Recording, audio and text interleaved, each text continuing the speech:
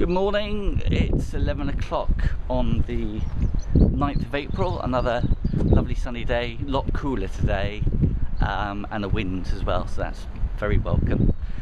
Feeling very tired. This is only my fourth day back walking this leg, but I'm averaging about 20 miles a day, and for me, I know for a lot of people that's not much, but for me, with the weight and the lack of training in between the walking stints, it's taking its toll. So my body is sort of saying, oh god, we'd just like to have a day without any weight on the back. Anyway, I'm walking to Dale today, and I'm walking along Milford Haven, the main harbour. Anyway, just now a chap called David drove by in his van, turned around and came back, and he's very kindly given me all of his coins, and there's a lot of them, so thank you, David. But I'm now carrying quite a lot of coins. He was going to give me all his coppers as well, and I sort of politely asked him if he could just give me the silver, because if he emptied everything in, it probably would have weighed about a pound, no, probably a couple of pounds. Anyway, very kind of him, so thank you. About 17-18 miles today, a couple of rivers to cross, which can only be crossed at low tide, which is why I'm being happy to delay my departure a little bit. I'm sorry about the wind noise, but look at this, that's Milford Haven, and then just one little sweep of the camera, and then we're back out onto the open stuff, and that's Stat Rock with a fort on it. And I have to tell you, I'm listening to Simple Minds to keep the spirits up, because I am flagging today, but nothing like a bit of music to keep you going.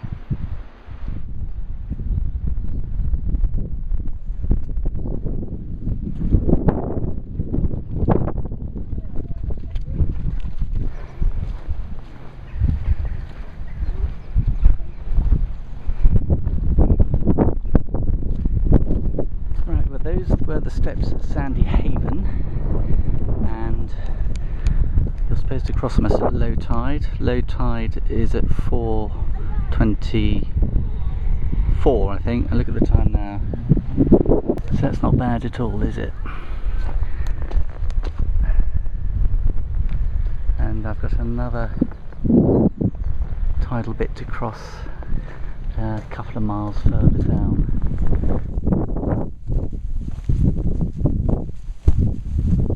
These are the final stepping stones and bridge I've got to cross, so I've beat the tide. I'm knackered. I've done probably 5 miles in just over an hour, and I'm absolutely knackered. So this is why I've done it, is to get across here before the tide came in. Look, loads of room. So now I've crossed it, I'm going to go and have a rest on the path somewhere, knowing that the rest of the journey is relatively free and easy, just before I get to my accommodation in Dale. So this last few things here, I've really pushed it today, or this afternoon.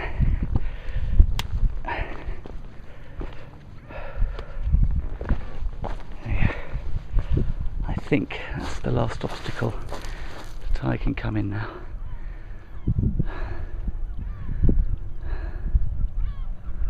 There you go. Well, good morning. This is Dale in the morning sunlight, just coming up to 10 o'clock. It's going to be a very hot day. I don't think there's much wind out there today. But what a beautiful place.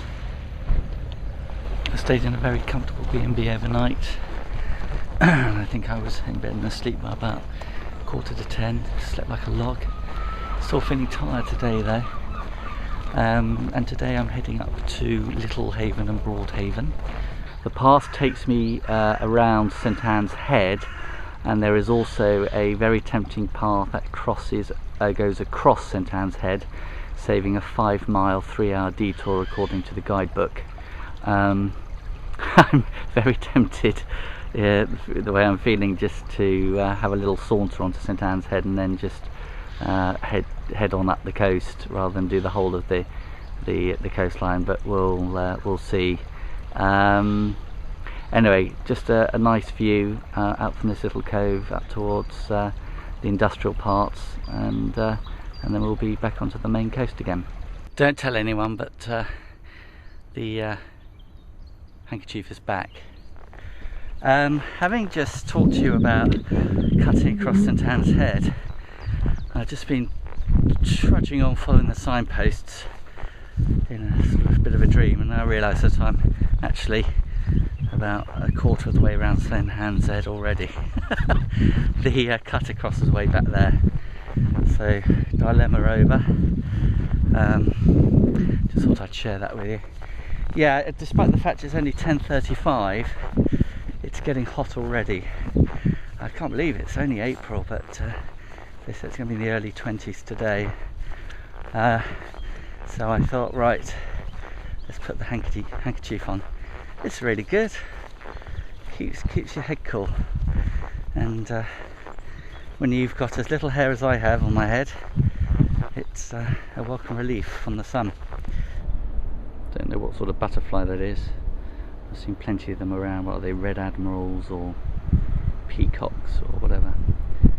Anyway, it's classic. They're on the pass, as are some of the lizards. I haven't seen any reptiles today, but they're on the path of warming up. It's lovely.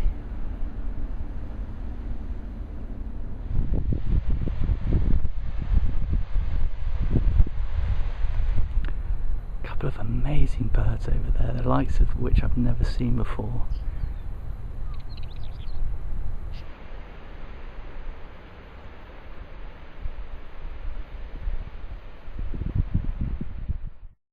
Good morning, stroke afternoon. It's Monday the 11th of April 2011. The day started off wet and horrible. It is now cleared up, and contrary to what the forecasters said, I think it's going to be another scorching day, and they said it's going to be again tomorrow, though rain coming later in the week. So anyway, I was all togged up with fleeces and waterproofs and everything until just a few minutes ago, and now I've been able to liberate myself.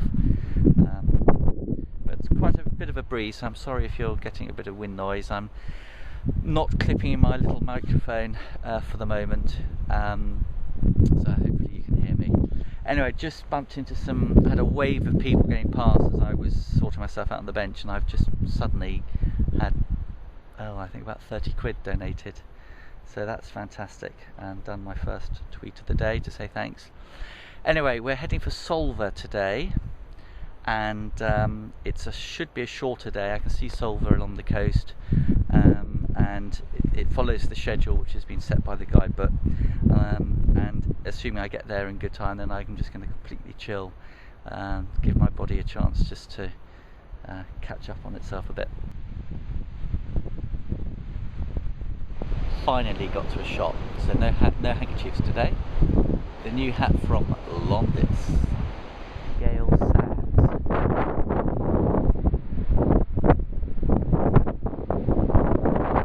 And I'm listening to Supertramp,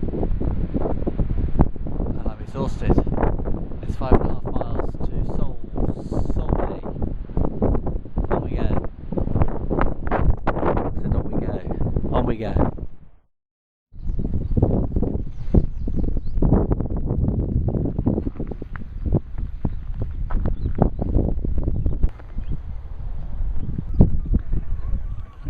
Challenge you to find a prettier place on a morning like this. This is Solva still, just heading my way out, but slightly different view. Beautiful. So that's the view up the creek to Solva, and then just a quick left-hand turn coming up the creek and out to the sea. There's Milford Haven dock docks and refineries way off in the distance over that headland, and then further out to sea behind there, which is where we're heading now.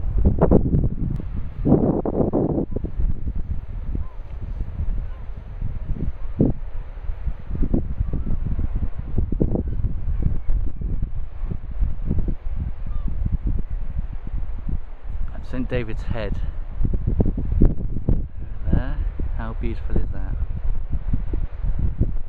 Right, that in front of us is Ramsey Island, and the stretch of water between us and it is called Ramsey Sound. And straight ahead, those rocks are called the Bitches. Now when the tide is flooding, it races through there at over 7 knots or up to 7 knots, and you often get people in kayaks coming across to have fun in the rapids which are formed there. Now the tide, I think, is on the turn, so it's starting to start racing again, and you can probably just begin to see it. Well, you won't be able to see it really, but you can start to see that there is a bit of water starting to rush through, turning into foam. So that is, I gather, the famous Ramsey Sound. And then Ramsey Island continues along to the end there. There we go, a seal bobbling up and down. I think they call that bottling. Lovely thing.